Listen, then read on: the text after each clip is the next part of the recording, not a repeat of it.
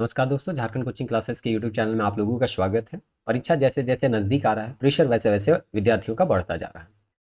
लेकिन इस प्रेशर को आपको हैंडल करना है और चीज़ों को बार-बार रिवाइज़ करना है। हम लोग थोड़ा बहुत अपनी तरफ से प्रयास कर रहे हैं कि जल्दी से जल्दी जो भी टॉपिक बचा हुआ है, उसको आपको रिवाइज़ करवा दिया जाए, ताकि एग्ज़ाम के समय आपको थोड़ा बहुत हम लोगों के द्वारा भी थोड़ा सहायता पहुँचाया जा सके। आप लोगों को पता है, पिछले वीडियो में ही बताया गया था, जेएसएससी सीजीएल का सिलेबस, महिला पर्यवेक्षिका का जिसका हाल फिलहाल में ही नोटिफिकेशन आया उसका सिलेबस, और प्राइमरी टीचर का 6 टू 8 का जो नागपुरी का सिलेबस है बिल्कुल कॉमन है। और इसीलिए अगर आप तीनों के लिए एलिजिबल होते हैं तो आप 3-3 एग्जाम दे सकते हैं मात्र एक सिलेबस को कंप्लीट करके।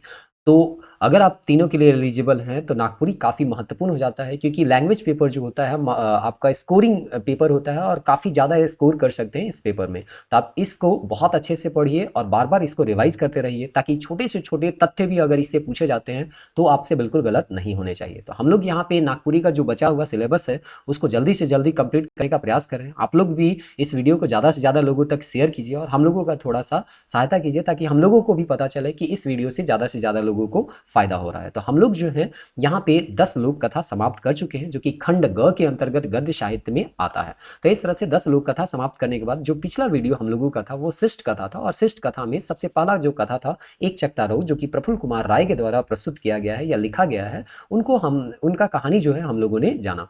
आज हम लोग यहाँ पे जानने वाले हैं बिंजिया, जो कि शारदा प्रसाद शर्मा का प्रस्तुतिकरण है। इनके द्वारा ही ये कहानी को लिखा गया है, और इस कहानी के माध्यम से समाज में जो घटना घटित हो रहा है उसका एक जो घटना है उसको वो समझाने का प्रयास किए कि कैसे एक लड़की जो है, जिनका बचपना एक तरह से कहिए छिन जाता है, उनकी माँ का देहांत हो जाता है, और उसके बाद वो पूरा घर का जो काम काज है उसको देखती है, उनका पिता जो है उनको पालते पोसते हैं। बाद में जब वो युवा हो जाती है तो उनका एक व्यक्ति के साथ विवाह भी हो जाता है।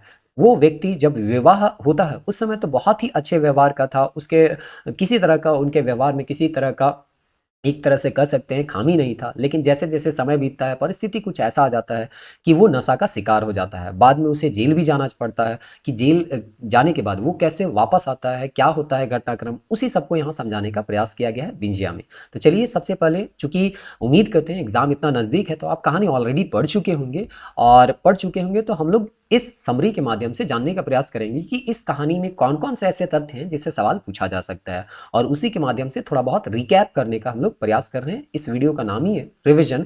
के थ्रू हम लोग यहाँ पे माइंड मैप के थ्रू यहाँ रिवीजन करेंगे। जो भी लोक कथा है या शिष्ट कथा था उसको, लोक कथा तो पूरा डिटेल में आपको बताया गया है, लेकिन शिष्ट कथा को हम लोग यहाँ पे माइंड मैप के थ्रू ही रिवाइज करेंगे। तो चलिए, देर ना करते हुए शुरुआत करते हैं बिंजिया के बारे में। तो सबसे पहले बिंजिया का इंट्रोडक्शन ले लेते हैं कि बिंजिया से संबंधित कुछ यहाँ जानकारी है जिससे सवाल पूछा जा सकता है, तो उसको देख लीजिए। तो बिंजिया जो है, उनके पिता का नाम जो था वो सोहराई था, और ये जो घटना दिया गया है जहाँ से शुरुआत होता है बिंजिया का कहानी, उस समय उसका वर्तमान आयु जो बताया गया है बिंजिया का, वो 16 वर्ष की थी, यानी कि उनका आयु जो था वो 16 वर्ष का था। और उसके बाद यहाँ पे बताया गया है बिंजिया जो है वो काफ़ी सुंदर थी, और इसीलिए एक लाइन आप देखिएगा, कहीं लिखा हुआ होगा, फर्स्ट पैराग्राफ में ही लिखा हुआ होगा कि क्या बूढ़ा क्या जवान नजर एक बरगे ऊपर बट खिंचाए जात रहे, यानी कि काफ़ी वो सुंदर थी बिंजिया, उसका बखान किया गया है। और उसके लिए कुछ यहाँ पे 2-3 उसके श्रृंगार से संबंधित कुछ लिखा भी गया है, जैसे घेचा में मूंगा माला पिंडल रहे, खोपा में एक मुठा जावा रहे, ननिया पायर कर चिकऊ लुगा रहे, और ई दिन जे रहे वो कर्मा। एक्चुअली कर्मा का दिन था, अखरा में वो सभी नाच गा रहे थे। उसी समय वो अपने घर से सब काम निपटा के, बोलता है कि मुर्गा बांग दिया, उससे पहले सारा काम निपटा के वो अखरा में जाती है और नाच गान में ऐसे मिल जाती है जैसे कि हवा तूफान जो है कब आया कब मिल गया उसका कोई अता पता नहीं होता है। तो इस तरह से इतना तेज तरार थे बिंजिया कि सब उसके ओर आकर्षित हो जाते थे। तो ये बिंजिया का थोड़ा बहुत इंट्रोडक्शन दिया गया है फर्स्ट पैराग्राफ में। आगे बताया गया है बिंजिया जो थी उनकी माँ के बारे में बताया गया है कि उनकी माँ का जो देहांत हुआ था वो विश्रामपुर नामक बस्ती में हुआ था, और उनका जो घर था, वो जो जिनमें उनका देहांत हुआ था वो जो थे वो साहू जी का घर थे, यानी यहाँ पे सौ लिखा हुआ है। तो साहू जी के घर में उनका देहांत हुआ था, और वो बस्ती का नाम था विश्रामपुर। आपको पूछा जाएगा कि बिंजिया का जो माँ थी उनका जो देहांत हुआ वो किस रोग से हुआ, तो इनका रोग जो होता है फूला रोग से होता है। और जब ये घटनाक्रम दिखाया बताया जा रहा है उससे 10 साल पहले का घटनाक्रम ये था, यानी 10 साल पहले जो है बिंजिया की माँ जो है दुनिया से चली गई थी, गुजर गई थी। तो अभी वह वर्तमान में 16 वर्ष की थी, तो 10 साल पहले वो कितने वर्ष की होंगी, तो 6 वर्ष की। तो 6 वर्ष की जब ये बची थी तभी इनका माँ से इनका साया जो है वो छूट जाता है और इस तरह से ये जो है एक तरह से कहिए केवल इनका पालन पोषण इनके पिता जो रहते हैं सोहराई उनके द्वारा ही किया जाता है। और इस तरह से यहाँ पे धीरे धीरे ये जो है बड़ी होने लग जाती हैं और इसी के बारे में यहाँ पे दिया हुआ था। इनके माँ के बारे में दिया हुआ है कि इनको सबसे पहले दफनाया जाता है और उसके बाद आवाकाठी में इसको बाद में 1 साल बाद में इनका जैसे रीति रिवाज था उनके अनुसार आग दिया भी जाता है।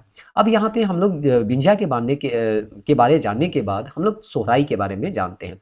तो सोहराई जो कि बिंजिया के पिता थे उनके बारे में दिया गया है। थोड़ा बहुत ये शराब भी पीते थे, इसीलिए यहाँ पे लिखा हुआ है कि ये जो थे वो मतवार थे, थोड़ा बहुत शराब पीते थे।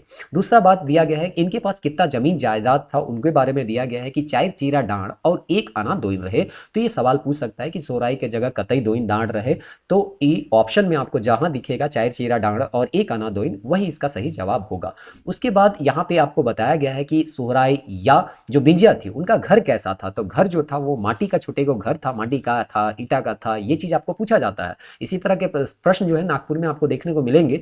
तो आपको याद रखना है उनका घर जो था मिट्टी का था और इसमें 2 कोठरी था, जिसमें एक में रशवा, एक में सूतना और दूसरा जो होता है जिसमें गाय गरू जो होता है, बैल बकरी जो होता है यानी जानवर जो होते हैं उसको रखने के लिए एक गुहाल घर जिसको बोलते हैं, उस तरह का एक घर यहाँ पे बना हुआ था। धीरे धीरे बिंजिया जो है वो समय के साथ बड़ी होती जाती है और घर का जितना भी काम है वो खुद संभालने लग जाती है। तो इस तरह से सोहराई का जो चिंता था घर का काम कैसे होगा वो चिंता धीरे धीरे समाप्त हो जाता है। कहा जाता है बिंजिया जो है घर को पूरा साफ सुथरा रखती थी, इसलिए एक लाइन लिखा है, घर के चिकन चाकन राखत रहे बिंजिया। तो पूरा घर का काम जो है वो बिंजिया अकेले संभाल लेती थी।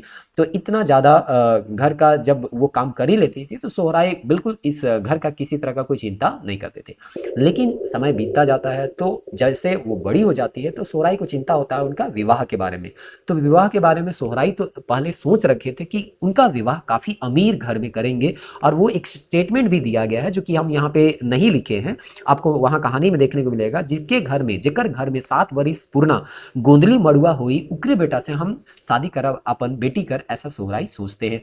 यानी कि 7 वरिस पुराना यहाँ पे गोदला मड़ुआ अगर यहाँ पे मिलेगा तो इसका मतलब क्या हुआ कि उनका अन्न धन इतना ज़्यादा है कि 7 साल पुराना अन्न भी बचा हुआ है। तो काफ़ी अमीर परिवार में ये शादी करना चाहते हैं थे सोहराई, लेकिन ऐसा होता नहीं है। एक गरीब परिवार के जो लड़के रहते हैं, जिसका लड़का रहता है जिसका नाम है रतिया, उसके साथ ही इसका विवाह होता है। तो आगे हम देखते हैं रतिया के बारे में है जो इन्फॉर्मेशन जिससे सवाल पूछा जा सकता है उसको हम लोग देखते हैं। तो सोहराई जो है अपने दामाद के रूप में या घर दामाद के रूप में एक व्यक्ति को लेके आते हैं जिसका नाम था रतिया। अब पूछा जाएगा कि ये रतिया जो है वो कहाँ से आया था, यानी इनका गांव जो था वो कहाँ था। तो इनका गांव जो था वो कठर टोली नाम का एक जगह था, तो वहीं से रतिया को लाया गया था सोहराई के द्वारा और कहा गया था कि 1 साल तक तुम यहाँ पे हमारे घर में काम काज करो और उसके बाद यहाँ पे तुम्हारा विवाह जो है बिंजिया के साथ 1 साल के बाद कर दिया जाएगा। तो अब हम देखते हैं रतिया के बारे में क्या क्या सवाल पूछा जा सकता है। तो रतिया का सबसे पहला सवाल पूछेगा इनके परिवार से संबंधित। तो परिवार में इनका जो पिता का नाम था वो पंडरा आपको देखने को मिलता है, यानी पिता का नाम पंडरा होता है और पंडरा के 4 बेटे थे,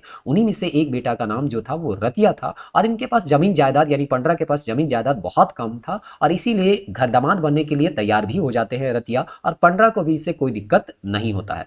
तो यहाँ पे दिया गया है पंडरा का 4 गो बेटा रहे और जमीन रहे बहुते कम, और इसीलिए रतिया को वो जो है अपने घर लेके आ जाते हैं सोहराई और 1 साल तक वो अपने गांव में रखेंगे और उसके बाद उनका विवाह जो है वो बिंजिया के साथ हो जाएगा। उसके बाद यहाँ पे दिया गया है कि जो कि अभी आपको बताया कि साल भर धांगर तैर रहे खोई खटे खोई तब बिहा होई उकर बिंजिया संगे, ऐसा यहाँ पे शर्त रखा गया रतिया के साथ। और इस तरह से यहाँ पे रतिया जो है जब इनका विवाह नहीं हुआ था उस समय नए नए ये बिंजिया के गांव आए थे या सोहराई के गांव आए थे, तो वहाँ के गांव के लोग जो थे रतिया से काफी जला करते थे। इसका कारण यहाँ पे दिया गया है, गांव के कुछ छोड़ा मन है ना भीतरी जरे लागले रतिया से, रतिया सुतत रहे धुमकुरिया घरे, बिंजिया सुतत रहे बाप कर कोठरी में। तो ये जलने का कारण क्या है वो तो शायद नहीं पूछेगा जलने का कारण, लेकिन फिर भी कहानी आप पढ़े होंगे तो आपको पता होगा कि देखिए सोहराई का मात्र एक ही बेटी थी जिसका नाम था बिंजिया, तो वहाँ और वो काफ़ी सुंदर भी थी। तो वहाँ के जो गांव के लोग थे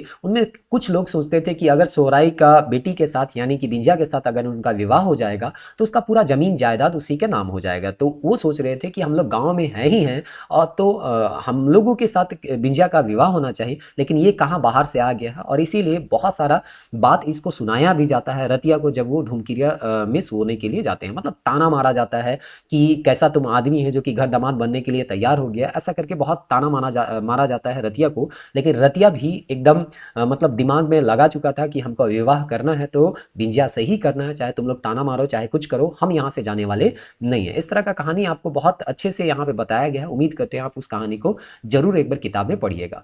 जो क्वेश्चन यहाँ पे पूछा जाएगा बस यही हमको याद रखना है कि रतिया की केमन ताना मारत रहे या के मन भीतरे जरे लागले उनकर आवेग से तो गांव कर कुछ छोड़ा मन। और रतिया जखन विवाह नहीं हो रहे तखन कहाँ सुतत रहे तो धूमकुरिया घरे सुतत रहे। उकर बादे बिंजिया उस समय कहाँ सो रही थी तो बाप का कोठरी यानी अपने घर में ही वो सो रही थी। उसके बाद बोलता है कि समय बीतता जाता है, 1 साल समय बीत जाता है और विवाह का समय आ जाता है। तो जब साल भर बीत जाता है तो बिंजिया कर शादी होलक, से दिन से छुटलक होकर धूमकुरिया कर घर सुते। तो देखिए जब विवाह हो जाता है तब रतिया धूमकुरिया में नहीं जाता है सोने के लिए, तब वो अपने ससुराल में ही सोना शुरू कर जाता है और इस तरह से उसका धूमकुरिया जो है घर में सोना वो छूट जाता है। और उसके बाद यहाँ पे ये साल भर बीतलक, ये ऐसे ही है, ये यहाँ पे कोई इन्फॉर्मेशन इसमें नहीं है, वही चीज़ रिपीट हो गया। तो इस तरह से यहाँ पे ये चीज़ दिया गया। अब आगे हम देखते हैं कि जब इनका विवाह हो जाता है तब क्या होता है। बोलता है शादी कर जो तीसर सांझ था पनियास शुरू हो गया कि कर सोहराई के, क्योंकि ये पूरा लिस्ट जो अभी हम पढ़ रहे हैं किसके बारे में पढ़ रहे हैं, सोहराई के बारे में ही पढ़ रहे हैं। तो देखिए शादी विवाह होता है तो बहुत बोलता है छूट के खर्चा करते हैं सोहराई, यानी कि जब जहाँ खर्चा जितना खर्चा होना चाहिए था वहाँ करते हैं। और इस तरह से बहुत बोलता है कि खांसी भात और हड़िया पीलक सोहराई, और इस तरह से उनको वो पचा नहीं या लगा नहीं। और इस तरह से तीसर जो सांस था उसमें पनियास उसका शुरू हो जाता है और इस तरह से सोहराई ये दुनिया से छूटी पालक यानी उनका देहांत हो जाता है। और इस तरह से यहाँ पे जब उनका देहांत हो जाता है तो चूंकि शादी के तुरंत बाद ही उनका देहांत हुआ था तो लोग तरह तरह की बात कर रहे थे। उसी में एक व्यक्ति का यहाँ पे उल्लेख है जो कि आगे चल के ये बहुत महत्वपूर्ण रोल इसका होगा। तो यहाँ पे दिया गया है बिंजिया कर दूर कर पितियाऊ भाई रहे मोरहा। तो पूछेगा मोरहा के रहे तो पितियाऊ भाई रहे, और यही कह देता है, गाँव के बहुत सारे लोग कहते हैं, उसको अनसुना कर देती है बिंजिया कि है ना तोर शादी तो रे फलक नहीं, जैसे शादी होलक तोर बाप जो है दुनिया के छोड़ के चल गलक। लेकिन मोरहा यहाँ तक कह देता है तोर भतार यानी कि तोर पति जो है वो तो बिसाहा है कि खाए गलक सोहराई करा के। तो इस तरह से मोरहा जो है वो आरोप लगाता है कि सोहराई जो है उनका जो हत्या हुआ है, या उनका हत्या तो नहीं हुआ है, उनका जो देहांत हुआ है उसका कारण जो है वो रतिया ही है। रतिया तुम्हारे लिए शुभ नहीं था, जैसे विवाह हुआ वैसे सोहराई का देहांत हो गया। तो इस तरह से एक आरोप और प्रत्यारोप लगाया जा रहा था, ताना दिया जा रहा था रतिया को भी और उसकी पत्नी बिंजिया को भी, क्योंकि शादी के तुरंत बाद ही सोहराई का देहांत हो जाता है। अब हम यहाँ पे देखते हैं कि रतिया के पे इस तरह के जब आरोप लग रहे थे कि है ना तुम्हारे साथ बिंजिया का जैसे शादी हुआ वैसे ही तुम्हारे ससुर जो हैं उनका मतलब उनका देहांत हो गया, तो तुम ही उनके देहांत के या मरने के कारण हो। इस तरह का सुन सुन के इनको बहुत दुख हो रहा था।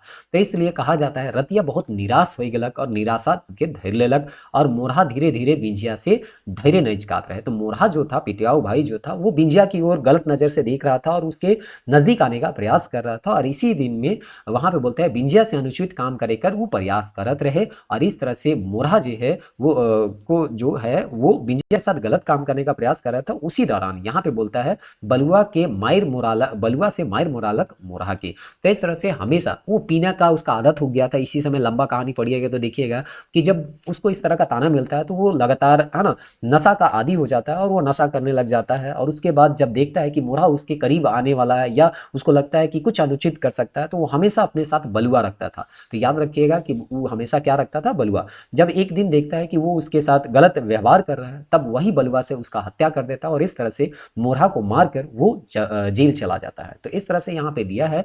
तो आपको याद रखना है क्या कि बलुआ और मोरहा के काटलक रतिया तो मोरहा के काटलक, और कासे काटलक तो बलुआ से काटलक। अब देखते हैं गांव कर दिगवार के रतिया खबर देलक, थाना से दरोगा सिपाही आए, थाना के भुस्की में बंद रहलक रतिया से राइत के हाकिम कर पूछताछ बादे चल गेलक जेहल। तो इस तरह से शुरुआत में थाना में उनको सिपाही दरोगा के द्वारा रखा गया, फिर बाद में वो जेल गए, आखिर में वो हजारीबाग जेल चले जाएंगे और उसके बाद उनको वहां पे सजा जो है 7 साल का वो मिला हुआ रहेगा।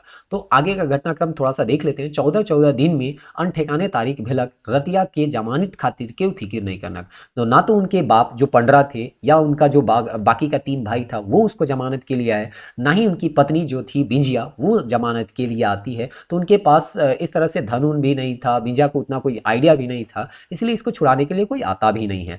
तब लास्ट में यहाँ पे उनको सरकारी एक वकील मिलता है और इस तरह से केस बनता है जान मारने का, यानी कि किसी का हत्या का वहाँ पे केस लगता है और उनको मुदा इज्जत बचावे खारी दफा 304 भा दी वी लागलक। तो इस तरह से उनको सजा मिलता है दफा 304 के तहत। चूंकि ये जो है आत्मरक्षा या अपनी पत्नी की इज्जत बचाने के लिए इस तरह का हत्या किए थे, इसीलिए इनको 7 साल का ही सजा दिया जाता है, उम्र कैद का सजा नहीं दिया जाता है। जज रतिया के 7 वर्ष कर सख्त कैद कर सजा सुना ले, हजारीबाग जेल भेज दिलक। तो आपको यहाँ पे याद रखना है कि दफा कितना के तहत, 304 के तहत, दूसरा कितना साल का सजा हुआ था, 7 साल का, और तीसरा इनको किस जेल भेजा गया अंतिम में सजा सुनाने के बाद, तो हजारीबाग जेल भेजा गया। अब यहाँ पे हजारीबाग जेल का कुछ घटना दिया गया है, उसको हम लोग समझते हैं।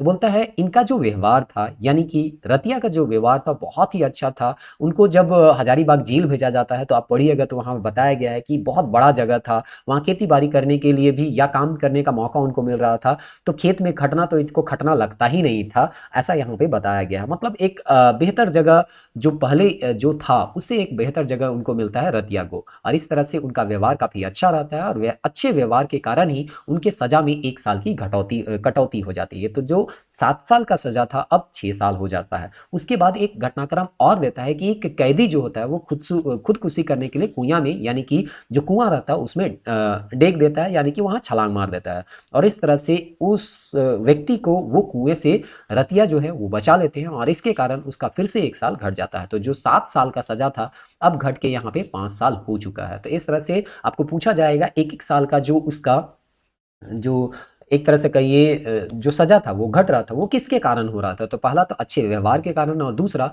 एक व्यक्ति का जान बचाने के कारण उनका 1 साल का सजा कम हुआ था। अब उसके बाद जो दिया हुआ है 5 बरिस बाद जेहल से घर के अपन घर, मतलब जेहल घर से अपन घर पहुंचलक। तो जब उनका 5 साल पूरा हो गया तब वो अपने वापस घर आते हैं। घर आते हैं तो देखिए अब यहाँ पे क्या दिया गया है, अब यहाँ पे घर का परिस्थिति दिया गया है कि घर में क्या क्या घटनाक्रम यहाँ पे चलता है। तो बुंजिया एकदम बदल गए। जब घर आते हैं तो वहाँ पे दरवाजा खटखटाते हैं और उसके बाद बिंजिया निकलती है। तो बिंजिया का जो पहनावा ओढ़ावा वो देखता है, या घर का जो परिस्थिति देखता है, उनको लगा था कि घर का परिस्थिति काफ़ी खराब हो गया होगा, या बिंजिया जो है वो है ना काफ़ी दुख में अपना जीवन को बिता रही होगी, लेकिन ऐसा कुछ होता नहीं है, बल्कि इसके जस्ट उलट होता है। तो वही चीज़ यहाँ पे बताया गया है कि जैसे वो घर आते हैं तो देखते क्या है कि बड़ है ना घरक जनानी मन कर जैसा उनका ठाठ था, मतलब अमीरों जैसा उनका पहनावा ओढ़ा था, ननिया लुगा था, चांदी का खोंसो था, ये सब पूछेगा आपको। जब वो दरवाजा खोलते हैं तो देखते हैं कि है ना वो जो पहनी हुई थी चांदी का खोंसो, इतना अमीर कैसे होगी या इतना पैसा कहाँ से आया, वो सोच रहा था। नवा लालटेन था, माटी का दिया जहाँ जलता था वहाँ पे लालटेन जल रहा है, तो उसको लग रहा है कि आखिर इतना धन आया तो आया कहाँ से। खटिया और साज तजिया रहे। पहले वो लोग एक छोटे से पटिया में रहते थे, सोते थे और वहीं पे उनका जीवन बसर चलता था। अब खटिया की जगह यहाँ पे साज सजिया यानी पलंग है ना, चौकी, इस तरह का जो भी चीज है वो यहाँ पे उनको दिखाई दे रहा था। मतलब घर में पटिया के अलावा, बोलता है पटिया के अलावा सब उसको बदला बदला दिख रहा था, कोई भी वहां पे पहले जैसा वो दिख नहीं रहा था। तब ये जो रहते हैं भीतर भीतर जैर के छुड़ा कर मन राख हुई गलत, मतलब वो जो है आखिर सोच नहीं पा रहे हैं कि आखिर इसका परिस्थिति इतना बेहतर हुआ तो हुआ कैसे। तो इस तरह से यहाँ पे लास्ट में वो उसके ऊपर यानी कि अपनी पत्नी के ऊपर ही आरोप लगा देते हैं कि तुम जो है वो गलत रास्ते में चली गई है और तो जो है एकदम तो बदल गए रे, ऐसा कह के वो बिंजिया को बोलते हैं रतिया। और इस तरह से बिंजिया जब इस तरह का सुनती है कि उसके ऊपर आरोप लगाया जा रहा है, तब बिंजिया सारा बात को बताती है कि कैसे उनका परिस्थिति जो है वो बहुत बेहतर हो चुका है पहले के तुलना में। तब ये अपना घटनाक्रम बताती है कि जब वो जेल चले गए थे तब गांव की एक सुगिया दीदी थी, वो जो है इनको ऋण दिलाती है या सरकार के द्वारा ऋण इनको दिया जाता है। गांव के जितनी औरत थी, गांव का जनाना मन के 3 बरिसा का ऋण दिलक सरकार और दिया दिलाई सिलाई मशीन। तो आपको पूछा जाएगा कि कितने साल का ऋण दिया गया था, तो 3 बरस का दिया गया था और उसके साथ क्या दिया गया था, तो सिलाई मशीन, और इस तरह से सिलाई करना सिखाया जा रहा था। तो एनजीओ के जैसा यहाँ पे काम किया गया था सुगिया दीदी के द्वारा, और इस तरह से से गांव की महिलाओं को सशक्त करने का प्रयास किया जा रहा था। और उसी का एक एग्जाम्पल जो है वो विजया को यहाँ पे देखने को मिलता है। तो इस तरह से वो सारा घटनाक्रम बता देते हैं कि यही कारण है कि 3 साल का जो ऋण मिला था उसको हम लोग जो है बहुत जल्दी छूट जाते हैं, यानी कि कमाई इतना ज़्यादा होता है कि ऋण हम लोग छूट गए और हम लोगों का जीवन जो है वो बेहतर हो गया। तो इस जीवन को बेहतर करने में सबसे बड़ा योगदान जो रहा वो सुगिया दीदी का रहा। ये सारा बात जो है वो विजया को बताते हैं और ये सब सुन के रतिया का जो मन है वो मोहित केलक यानी मोह हो गया। मतलब उनको पता चल गया कि सच्चाई इसके पीछे क्या है, कि उनका जीवन इतना बेहतर कैसे था। तो उनको लगा कि मेरे अनुपस्थिति में भी इस समय का सदुपयोग की मेरी पत्नी, और ऐसा सोच के वो उसके प्रति और भी ज़्यादा आकर्षित हो जाती है। उसके बाद समय थोड़ा बीतता जाता है। बातचीत के दौरान यहाँ कहा गया है कि बिंजिया के द्वारा अपने पति को यानी रतिया को खाने के लिए भात और मुनगा कर साग के दिलक। तो इस तरह से मुनगा साग दिया और भात दिया। ये पूछ सकता है क्या है ना दिया उनको खाने के लिए। जब वो जेल से घर आते हैं तो बिंजिया अपने पति यानी रतिया को खाने में क्या देती है, तो इस तरह से भात यानी चावल जिसको बोलते हैं और मुनगा का साग जो है उनको उसको परोसा जाता है और साथ में वो भी खाती है। तो इस तरह से यहाँ पे ये दिया गया। उसके बाद जब खाते खाते रहता है तो रतिया जो रहता है वो जेल में जो 5 साल में जो जो घटनाक्रम हुआ है उसमें जो महत्वपूर्ण था या यादगार था उसको अपने पत्नी को बताने का प्रयास कर रहा है, जिसमें 1-2 घटनाक्रम यहाँ पे दिया गया है। तो सबसे पहले यहाँ पे बताया गया है रतिया जे जेल कर बात के बतालक के तो बिंजिया के, और उसमें एक बात बताया है कि एगो कैदी जे इंदिरा में कूद रहे जिसको ये बचाया था और 1 साल का सजा भी कम हुआ था, उसके बारे में बताया था कि वो जो है एक बार भूख हड़ताल किया हुआ था।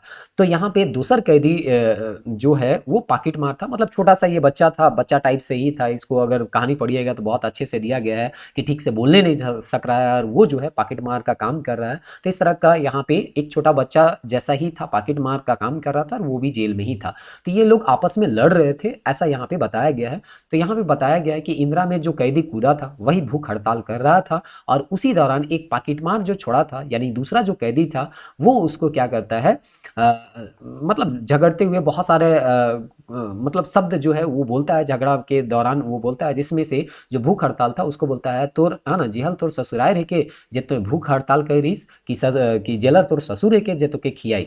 तो इस तरह से वो मतलब चिढ़ाने के तौर पे कर रहा है कि तुम भूख हड़ताल आखिर कर क्यों रहे हैं, है ना, कि ये तुम्हारा घर तो है नहीं कि तुम्हारा है ना तुम्हारा भूख हड़ताल को तोड़ने के लिए यहाँ पे तुम्हारे पीछे 4 गो आदमी लगेंगे, इसीलिए है ना वो कुछ बात बोल रहा था। तो इसी तरह से यहाँ बीच में टोकाता है एक दूसरा व्यक्ति और वो उस लड़का को यानी पॉकेटमार को बोलता है ससुर तो तोर हुई। और इस तरह से बात और बढ़ते जाता है और इसी बीच में दूसरा आदमी जो बीच में टोकाया था उसको बोलता है डकैती में धरा हिस, है ना, धान के का सरग लगबे का। तो इस तरह से ये चीज आपको पूछा जा सकता है कि ये स्टेटमेंट जो है वो किसके द्वारा बोला गया। तो जो दूसरा आदमी बीच में टोकाया पॉकेटमार उसको बोलता है कि तो डकैती करते धरा हिस का इतने धन के तो स्वर्ग लगबे कि जे तो इतना डकैती करत रहे। तो ये सब सारा चीज होता है। लड़ाई के दौरान वो एक बार अपनी कमर से जिसको डंडा कहा गया है वहां से खैनी निकाल के खाता है और थूकता है और इस तरह का गाली गलौज या लड़ाई झगड़ा यहाँ पे होता है। वो सब सारा चीज दिया गया। आपको एग्जाम के पॉइंट ऑफ व्यू से याद रखना है ये कि ये जो 2 स्टेटमेंट था जेहल तोर ससुराय रह के का भूख हड़ताल काले कर रहीस, ये जो सेंटेंस था वो पॉकेटमार छोड़ा के द्वारा बोला गया था। और दूसरा कि डकैती कर रहीस तो धन के का सरग लगबे, ये भी स्टेटमेंट आपका पॉकेटमार का था। और पॉकेटमार अपने डंडा से क्या निकालता है तो खैनी निकालता है। ये चीज आपका यहाँ पे याद रखने लायक था। तो ये सब सारा घटनाक्रम जो है वो रतिया जो है अपना पत्नी को बताता है और इसी तरह से बताते बताते उसका नजर जो है बीच में गगरी की तरफ जाता है और गगरी की तरफ जाता है और बोलता है कि 5 साल से हमको पीने का है ना जो मन था वो मन मार के रखे हैं जेल में, पीने को कभी मिला नहीं।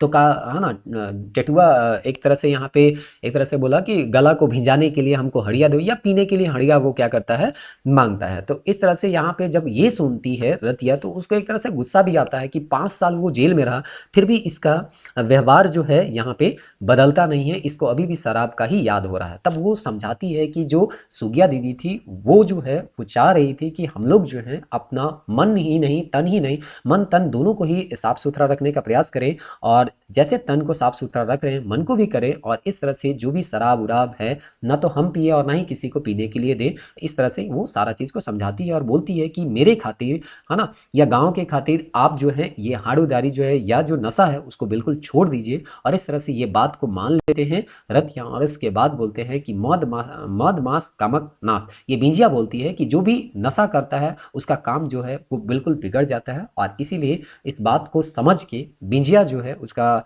बात को मान लेते हैं रतिया, और शराब को बिल्कुल छोड़ देते हैं, और इस तरह से उनका जीवन फिर से सुख से कटने लग जाता है। तो ये जो कहानी था वो बिंजिया का कहानी था। उम्मीद करते हैं ये चीज़ आपको समझ में आ गया होगा। मिलते हैं नेक्स्ट वीडियो में, तब तक के लिए जय हिंद।